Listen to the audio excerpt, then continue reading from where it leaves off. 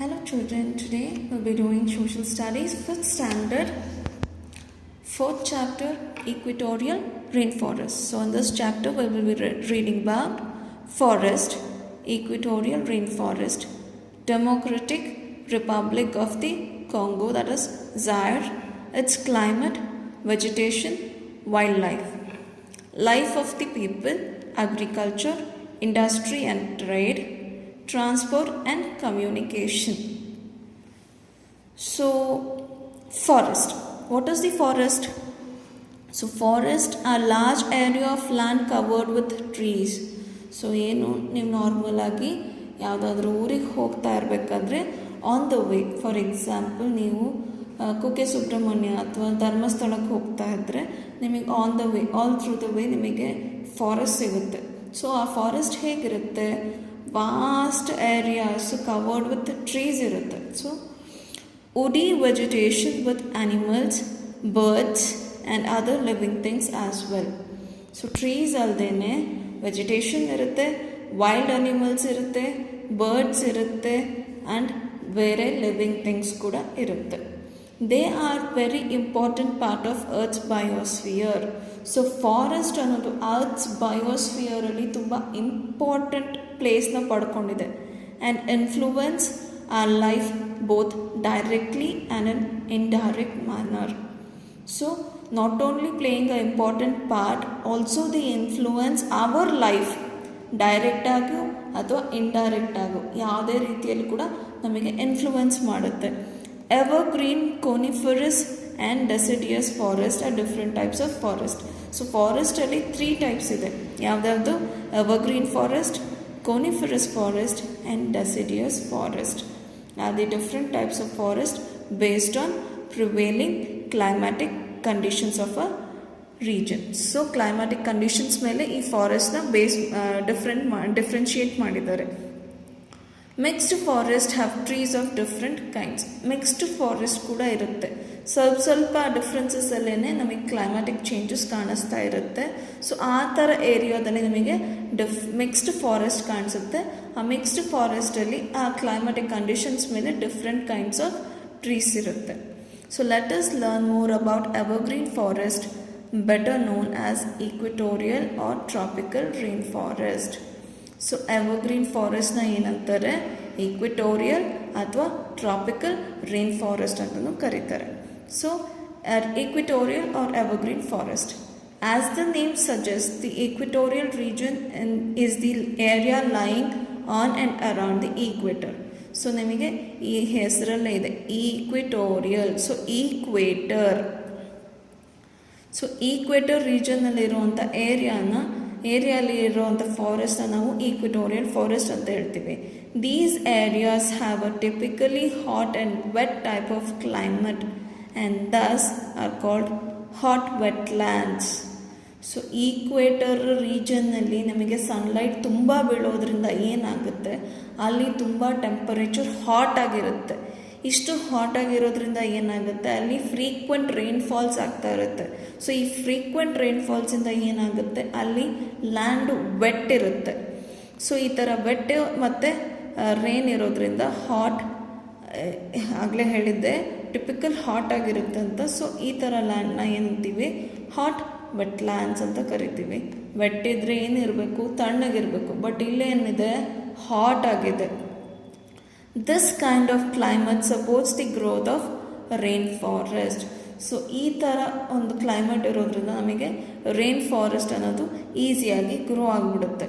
Rain forest are found in different continents but are situated close to the equator. So ಬೇರೆ ಬೇರೆ ಕಾಂಟಿನೆಂಟ್ಸಲ್ಲಿ ಕೂಡ ಇದೆ, ಬಟ್ ಈಕ್ವೇಟರ್ಗೆ ಕ್ಲೋಸ್ ಆಗಿರುತ್ತೆ. These evergreen rain forest receive ample warmth and sunlight and thus very rich in flora and fauna.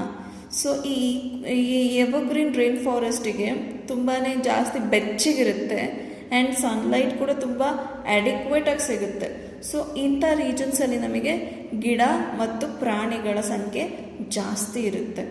So Zaire, known as the Democratic Republic of Congo, is an important country from the equatorial region. So Zaire DRC ಅಂದ್ರೇನು, Democratic Republic of Congo ಅಂತ.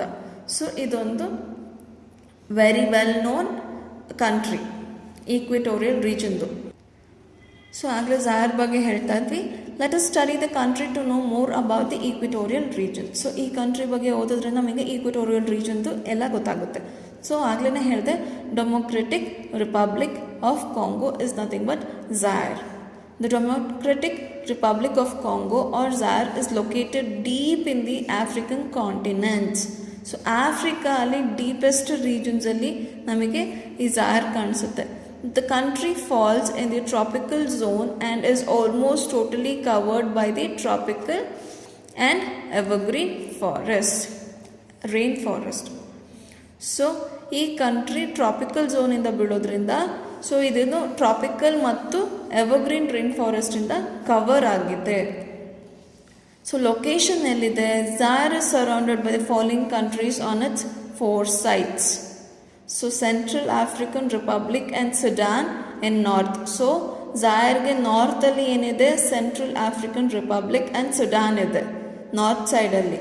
ಯುಗಾಂಡ, Rwanda, Burundi and Tanzania in the east. East ಸೈಡಲ್ಲಿ ಏನಿದೆ? ಯುಗಾಂಡ ಇದೆ, ವ್ಯಾಂಡಾ ಇದೆ, Burundi ಇದೆ east ಸೈಡಲ್ಲಿ. The Republic of Congo in the west, Zambia in the Angola and south. So ಇಲ್ಲಿ ನಿಮಗೆ ಅಂಗೋಲಾ ಕಾಣಿಸ್ತಾ ಇದೆ, ಇಲ್ಲಿ ಝಾಂಬಿಯಾ ಕಾಣಿಸ್ತಾ ಇದೆ, ಹೌದಾ? ಸೊ ಈ 4 ಕಂಟ್ರೀಸಿಂದ ಸರೌಂಡ್ ಆಗಿದೆ ಈ ಝಾಯರ್. ಸೊ ಇಲ್ಲಿಯ ಕ್ಲೈಮ್ಯಾಟಿಕ್ ಕಂಡೀಷನ್ಸನ್ನು ನಾವು ನೋಡೋಣ.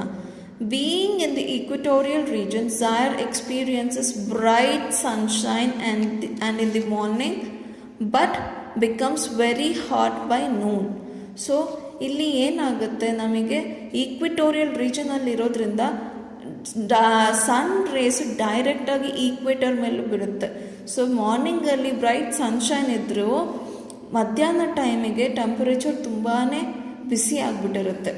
The intense heat evaporates the water. So ಇಷ್ಟು ಹೀಟ್ ಇರೋದ್ರಿಂದ ಏನಾಗುತ್ತೆ, ನಾವು ಪಾತ್ರೆ ನೀರಿಟ್ಟು ಕಾಯಿಸಿದ್ರೆ ಏನಾಗುತ್ತೆ, ಅದರಲ್ಲಿರೋ ನೀರೆಲ್ಲ ಆವಿಯಾಗಿ ಖಾಲಿಯಾಗುತ್ತೆ ಪಾತ್ರೆ. ಅದೇ ಥರ ಇಲ್ಲಿ ಈ ಇಂಟೆನ್ಸ್ ಹೀಟಿಂದ ವಾಟರ್ ವೇಪರ್ಸ್ ಆಗಿ ಕನ್ವರ್ಟ್ ಆಗ್ತಾ ಇದೆ ರಿವರಲ್ಲಿರೋದು. ಸೊ ಆವಾಗ ಏನಾಗ್ತದೆ, ರಿವರಲ್ಲಿ, ಲೇಕಲ್ಲಿ, ಸ್ವಾಂಪಲ್ಲಿ ಇರುವಂಥ ಎಲ್ಲ ವಾಟರು ಎವಾಪರೇಟ್ ಆಗುತ್ತೆ. There is often heavy rain during the day.